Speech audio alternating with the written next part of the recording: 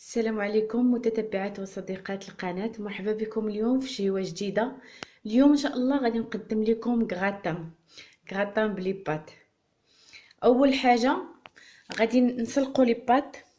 عندنا لي بات، عندنا جزرة مبشورة، عندنا جوج طماطم وشويه د الربيع، عندنا نص بصله مفرومه، عندنا واحد الطرس ديال الثومه محكوك، زيت البلديه باش غادي نطيبوا الصلصه، والثوم ديال المطيشه. نبداو على بركه الله. في طنجره غادي نديرو شويه ديال زيت الزيتون،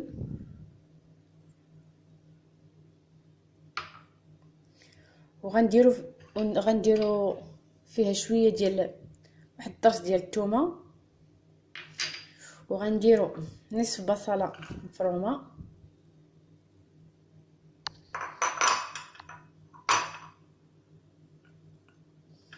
وغادي نديروهم فوق النار يتشحروا، ومن بعد نزيدو طماطم مقطعه مربعات صغيره. هنا درت الماء يسخن وزدت عليه واحد شويه زيت الزيتون باش ندير فيه المقارونيه ديالي باش تسلق. وهنا البصله والثومه كيتشحروا، من بعد غادي نضيف لهم الطماطم اللي قطعتها مربعات صغيره. من بعد ما تحمر لي البصل تشحر مزيان هو والثوم، غادي نضيف الجزره المبشوره.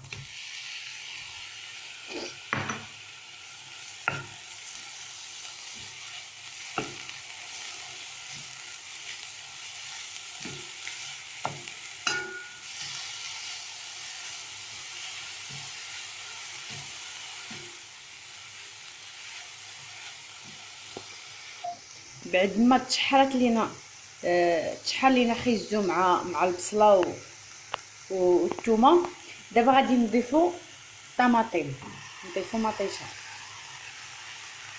غادي نحركو مزيان. بعد ما ضفنا الطماطم على البصل والثومه وخيزو، غادي نحركو مزيان ونغطيو عليها باش تطلق الماء ديالها وطيب على خاطرها.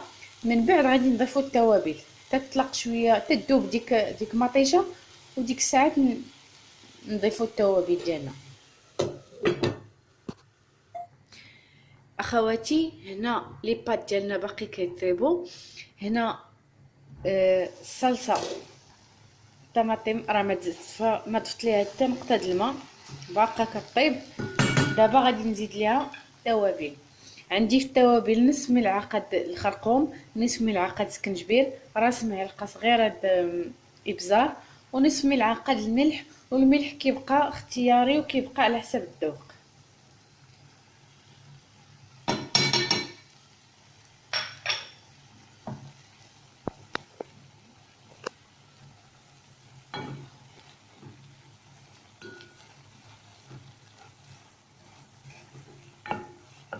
الا محتاجه لكم لاصوص شويه د الماء يمكن لكم تضيفوا، انا يمكن غادي نخليها غير هكا.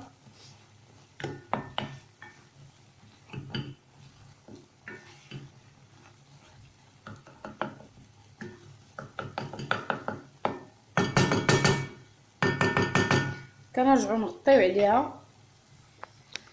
نغطيو على الصلصه ديالنا تتكمل طيابها. بنات انا ضفت شويه د الماء ديال لي بات، ضفتو لاصوص حيت نشفات ليا بزاف، وضفت شويه د الماء تقريبا نصف كاس صغير ديال الماء ديال لي بات. بعد ما طابوا لي بات ديالنا غادي نطفيو عليهم. لاصوص حتى هي طابت، شربات الماء ديالها، المريقه ديالها ولات خاطره. دابا غادي نضيف عليها العلبه ديال الطون، وغنضيف عليها القزبر ومعدنوس معلقه كبيره اللي فرمناهم. بسم الله.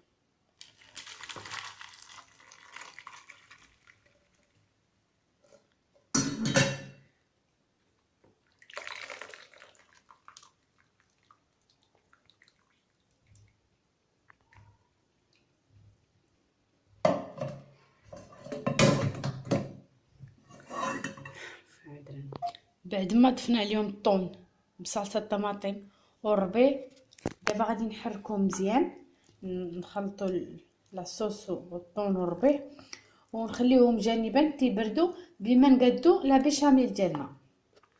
بالنسبه لا بيشاميل، بيشاميل عاديه، عندنا 4 لتر د الحليب، 2 معالق كبار ديال الدقيق فورس، معلقه كبيره ديال الزبده وحكه د الكوزه والملح والابزار. غنديروا الزبده في الطنجره في الكاسرول تيذوب، ومن بعد نضيفوا عليه الدقيق مع التحريك، ثم نضيفوا الحليب. بقاو معايا. بعد ما دارت لينا الزبده غنضيفوا الدقيق مع التحريك المستمر حتى كيتخلطوا مزيان، ومن بعد غنضيفوا الحليب شويه بشويه مع التحريك المستمر باش ما يبقاوش لينا دوك التكتلات، دوك الحبيبات ديال الدقيق. انا غادي تسمحوا لي حيت شاده التليفون غير بواحد اليد، نضيف عفوا الحليب ومن بعد نرجع لي معكم. من بعد ما عقد لينا لا بيشاميل ديالنا، ضفت شويه ديال الكوزه وشويه ديال البزار وشويه ديال الملحه. الكوزه غير شويه غير باش نسمو وصافي. دابا غادي ندير المونطاج للكغاتان ديالي. دهنت المول بشويه ديال الزبده، دابا غادي نضيف عليه لي بات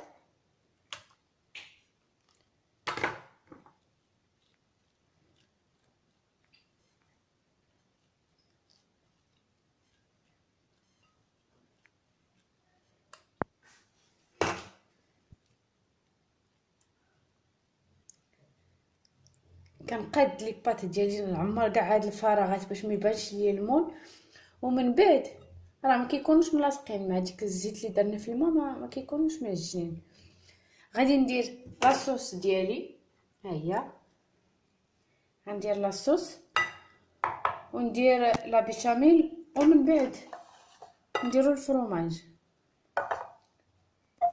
بعد ما استفت لاصوص طوماط والطون فوق لي بات، دابا غادي نضيف لا بيشاميل ونقادها فوق لاصوص.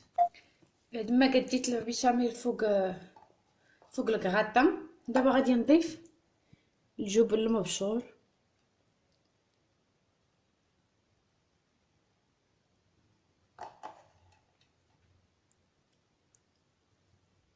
ومن بعد ندخلو الفرن. صديقاتي، ها هو الكغاتان ديالنا وجد. نتمنى من الله يعجبكم ونتمنى تجربوه، اكيد اكيد اكيد غادي يعجبكم حيت بنين بزاف، وان شاء الله تردوا عليا في لي كومونتير.